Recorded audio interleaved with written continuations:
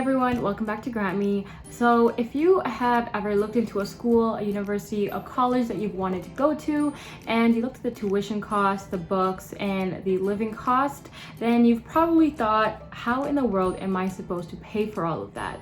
And after that, you've probably thought about student loans. Student loans are usually the first option that people go to when trying to finance their academic journey or university. But as you know, student loans have a really bad rep too. When you think of student loans, you think of high interest and loans for the next 10 years, as well as paying them back within a short amount of time after taking them out.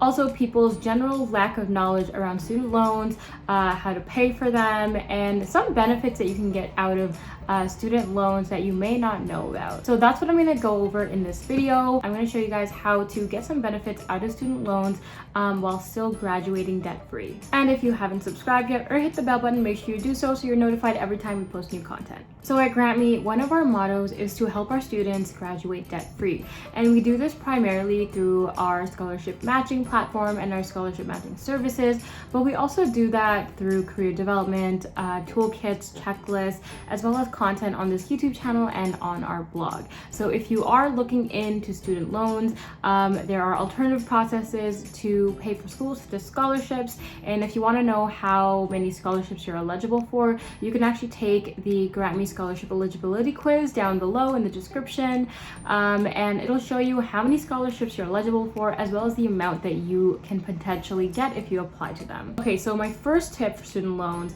is to make sure that you're eligible for the student loan grant as well. So when you get a student loan, and if you're eligible for that grant, you can actually get a portion of that loan that is not repayable. So what that means is you don't have to repay that grant portion of your loan. So what a lot of people do is they apply for that loan, they get the grant to pay for school, and they don't touch the loan part of that money. So you're able to return that loan money and still get a portion of it to pay for school that you don't have to pay back. And it's a way to pay for school that's not a scholarship, a bursary, and it's interest free. And it's actually one of the easiest ways to get extra funding for school. You can get between $1,400 to $1,800 in grants if you are a part-time student in Canada, so definitely check that out. So of course, $1,800 is not going to pay for your schooling, and actually financially planning your schooling and tuition is something that not a lot of people think about when going into university. So if you are looking for tips and kind of a format and a budgeting formula of how to budget as a university student, I have a video posted called the 60-30-10 rule, in which I go over the rule that we tell our students on how to budget, as well as the rule that a lot of our own team members use. So definitely check that video out. I'll link it right over here, and in that video I go more in depth about financial planning and how you should formulate your finances to pay for school, and that includes the grant that I just talked about. Okay, so the second tip is to actually apply for bursaries.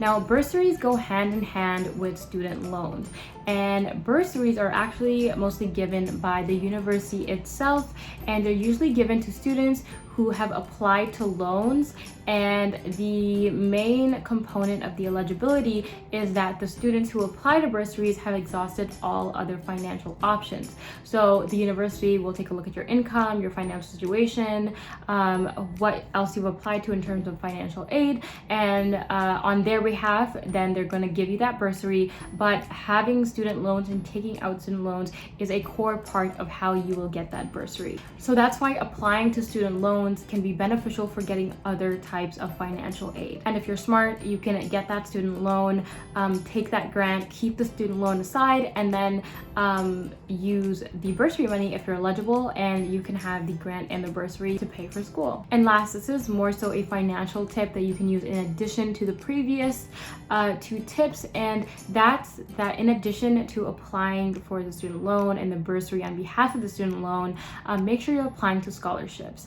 Even if you don't think that you're eligible, if you think you're not going to win, if you don't have high enough grades, just keep applying, because the more scholarships that you apply to, the higher your chances are in winning that scholarship, because the better you'll get at applying to scholarships. And of course, this is basic math. The more you apply, the more chances you have in winning. And you really have to have an abundance mindset when it comes to applying to scholarships. So like I said before, scholarships in addition to career development and university admissions is a lot of what GrantMe does.